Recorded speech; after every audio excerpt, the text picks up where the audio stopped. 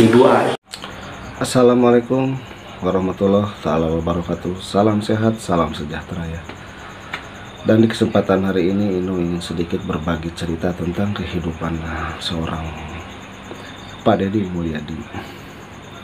Dengan mereka mengutarakan dengan keadaan yang sesungguhnya seperti apa cerita, kisah dan keluhnya terhadap anaknya yang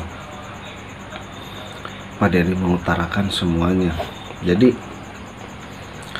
di sini Ino ingin sedikit mengulas ya.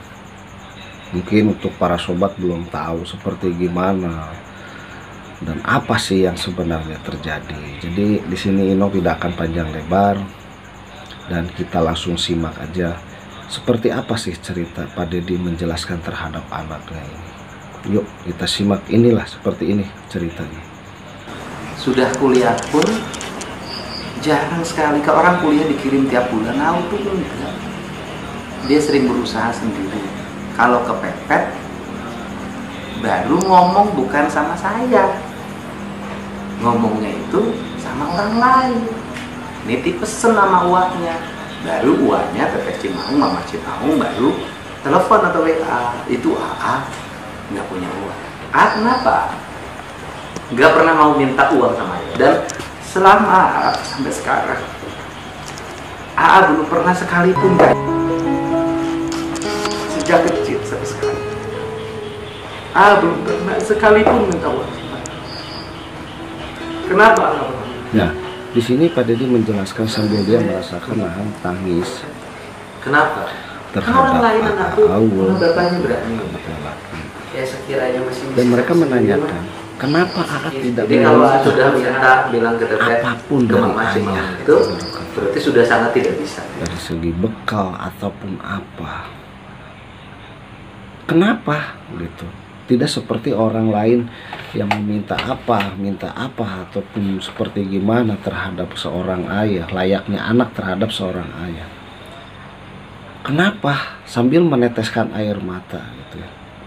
Dan jawaban AA-nya itu dengan simpel, selagi kita masih mampu dan bisa untuk menghasilkan, mencari nafkah, apa susahnya gitu.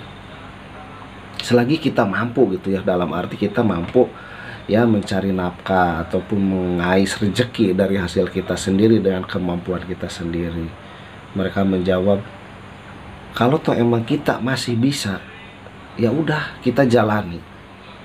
Tetapi gitu ya, Pak Deddy di sini mengatakan, di saat AA minta ada kebutuhan ataupun ya ibaratnya seperti biaya ataupun apa, dan mereka tidak mengatakan langsung terhadap seorang ayah, tapi lewat orang lain ataupun uaknya ataupun siapa, itu berarti berkata Pak Deddy mengatakan berarti AA itu sudah benar-benar ibarat kata membutuhkan gitu. Mereka sudah tidak punya apa-apa gitu, bukan dalam berarti sengsara gitu ya, berarti mereka itu sudah tidak punya uang lagi dan tidak ada pemasukan. Jadi mereka barulah meminta kalau memang mereka itu sudah terpepet gitu. Dan di sini juga Pak Deddy menggamblangkan, menceritakan kisahnya gitu ya.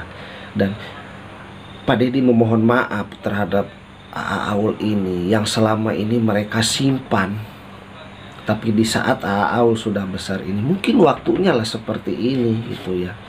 Di saat bincangan Pak Deddy dengan Aul ini, dan mereka sedikit membicarakan gitu, menceritakan yang selama ini sampai dengan Aul itu sudah besar, Pak Deddy itu baru membicarakan masalah yang disimpan dengan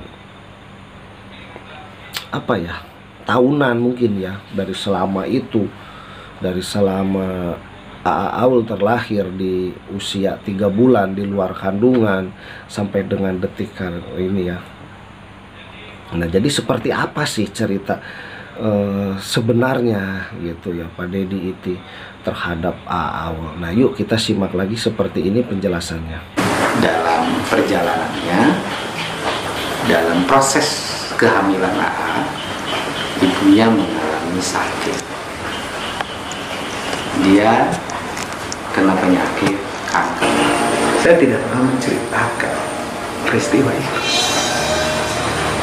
Dan saya tahu, aku pasti tahu.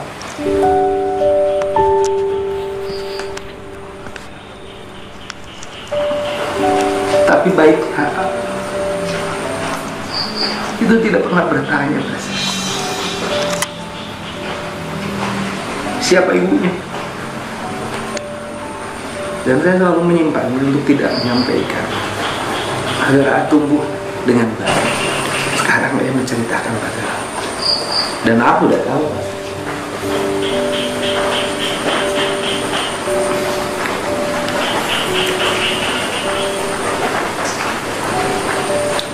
bahwa ibu A itu bernama Sri Liliwati. Dia meninggal. Nah, dan ternyata setelah 3 bulan kelahiran A. Siapa sebenarnya ibu kandung Aul itu, gitu ya. Dan di sini Pak Dedi pun sambil menahan derayan air mata menceritakan terhadap Aul.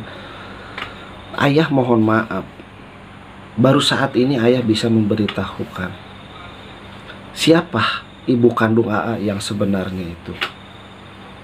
Dan di sini Pak Dedi menjelaskan bahwa ibu AA itu sudah meninggal dunia di saat AA itu lahir ke dunia ini berusia 3 bulan.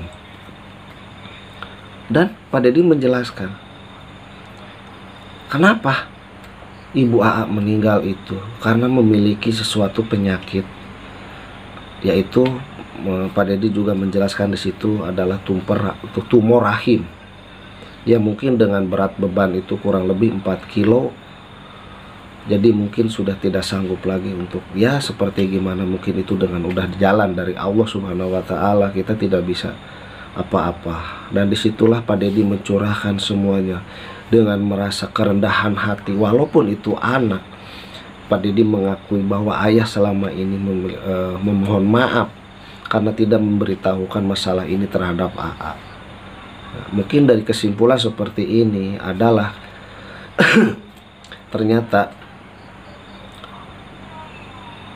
sosok seorang ibu dari AA Aul itu sudah tiada ya, sudah meninggal dunia. Semoga almarhum diterima di sisi Allah Subhanahu wa Ta'ala dan dimohon maafkan lahir dan batin dari ujung rambut sampai ujung kaki, dan diberikan tempat layaknya di sisi Allah Subhanahu wa Ta'ala. Amin amin ya rabbal alamin.